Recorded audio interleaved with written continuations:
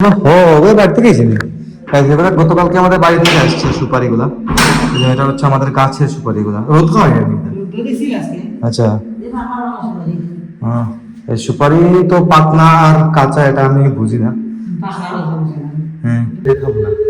কারণ হচ্ছে আজকে আমি নিরামিষ খেয়ে নিয়েছি, আমি পেঁয়াজ রসুন খেয়ে নিয়েছি, মানে আমিষ খেয়ে নিয়েছি। আমি দেখাতে।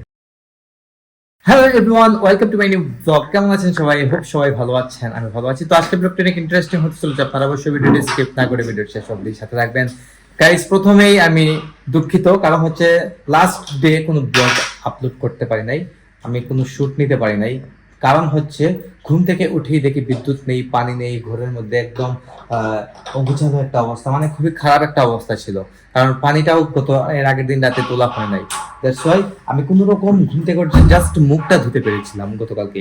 তো তারপর সারাদিন মানে মোডটা এত অফ ছিল যে ক্যামেরাটা অন করবো আমি, তার কোনো স্কোপ ছিল না। আর স্নান টান সেরেছি সন্ধ্যার পর যখন পানি এসেছে, বিদ্যুৎ এসেছে, তখন স্নান টান সেরেছি। আর বিদ্যুৎ যে থাকবে না গতকালকে, সেটা কিন্তু তার আগের দিন অ্যানাউন্স করেছিল, কিন্তু সব এলাকায় না করার কারণে আমরা সেটা শুনতে পাই নাই। আর এদিকে আমিও কিন্তু বাসায় ছিলাম না। আমি, আপনারা জানেন, লাস্ট ডে এর আগের দিন আমি গিয়েছিলাম আমার সাথে বোনের বাড়িতে, যে ভিডিওটা আপনারা অলরেডি দেখে নিয়েছেন। আমি কোনো শুট নেই নাই, আপলোডও দিতে পারি নাই, ভিডিও করে নাই, তো আর কি আপলোড দেবো। তো কিছু রিলস ছিল, সেগুলো আমি আপলোড করে দিয়েছিলাম।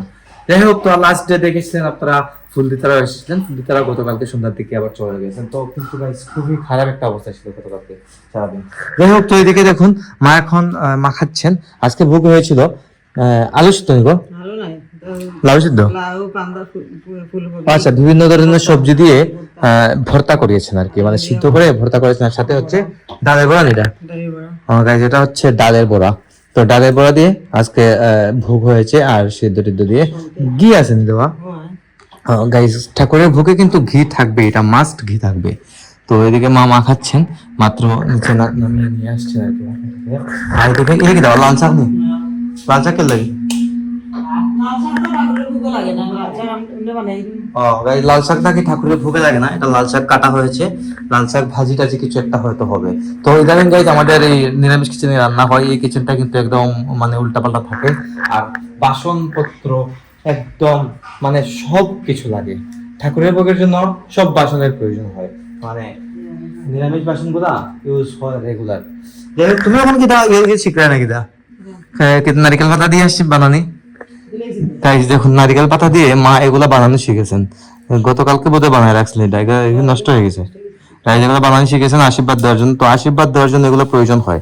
একটা ফুল দিয়ে দেওয়া যায়, কিন্তু এটার মধ্যে কি, এটার মধ্যে মেন হচ্ছে কি, যে এটার মধ্যে বিভিন্ন ধরনের ফুল দিয়ে গেথে গেথে এটা কিন্তু আবার মানে ফুলের মতো করে রেডি করা যায়, মানে বড় সাইজের একটা আশীর্বাদের মানে পাত্র তৈরি হয় আর কি। তো এটা কম্পালসারি না, কিন্তু বানানো আর কি, এটা সুন্দর দেখতে লাগে, আর কিছুই না। আর দেখুন, নারিকেল পাতা এনেছিলেন মা, এগুলো প্র্যাকটিস করেছিলেন, দুইটা অলরেডি রয়ে গেছে।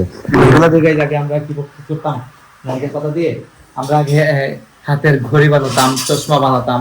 বিশেষ করে মামার বাড়ি গেলে এটা করতাম। মামার বাড়ি গেলেই এগুলা মানে করতেই হতো। বিশেষ করে মামার বাড়ি যেতাম আমি আর দাদা ভাই, অনেক ভাইকে আপনারা চিনেন, যার বিয়ে হয়ে গেছে 2 বছর আগে, তো তার বিয়ের ব্লগও দেখেছিলেন। তো অনেক ভাই আর আমি এগুলা করতাম মাঝে মধ্যেই মামার বাড়ি যাওয়া। তো এখন তো আর হয়ে ওঠে না, এখন তো অনেক বড় হয়ে গেছে, এগুলা প্রয়োজন নেই এখন। তার আগের দিনগুলো সত্যি অনেক অসাধারণ ছিল, অনেক ভালো ছিল, মিস করি কিন্তু আগের দিনগুলো আসলে। যাই হোক, তো ভিডিওটি শুরু করলাম, আপনারা অবশ্যই বেশি করে সাপোর্ট করবেন, আপনাদের প্রচুর সাপোর্টের প্রয়োজন। এখন প্রসাদ খাবো। তো গাইস, এখন চলে এলাম ছাদে, আর সন্ধ্যা হয়ে গেছে, কার্তিক মাসের সন্ধ্যা মানে তো গাইস ছাদে আপনার দ্বীপ দেখানো, দ্বীপ দেখানো বলতেছে। হ্যাঁ,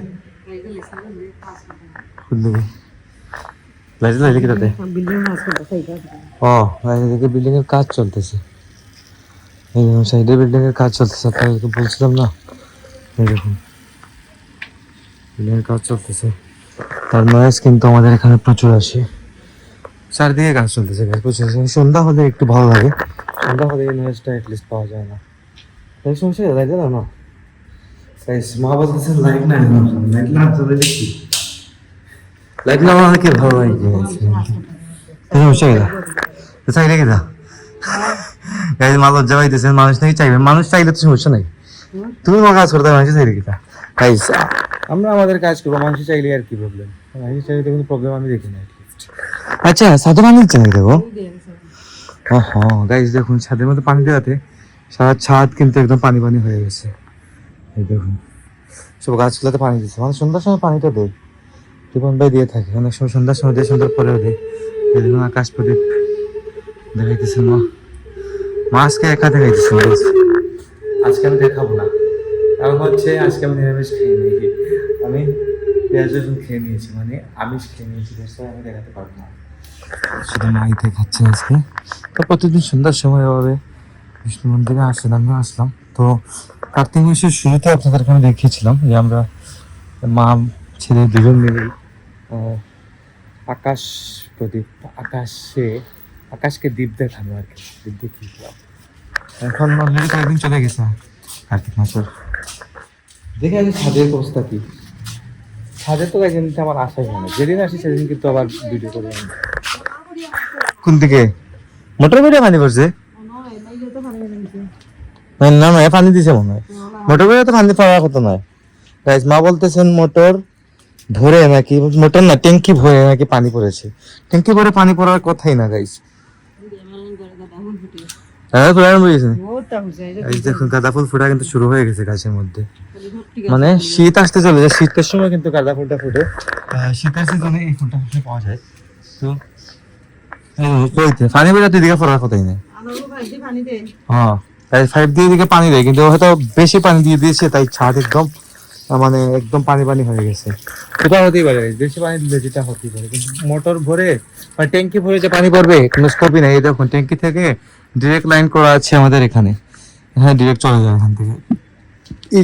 উপরে তো যাই না, অনেক দিন হয়ে গেছে, গিয়ে কি করবো, উপরে জাস্ট ট্যাঙ্কি আর কিছু নেই। চেষ্টা তোমার কাম গাইজ, মানে ছাদের কাছ থেকে হাঁটাই যাচ্ছে না, প্রচুর পানি কিন্তু দিয়েছে, ওয়াস্ট বলা যাবে না, ভালো রকম পানি দেয় বিধাই তো গাইজ গাছে ফুল টুল ধরে, ফুল ধরে গাছের মধ্যে।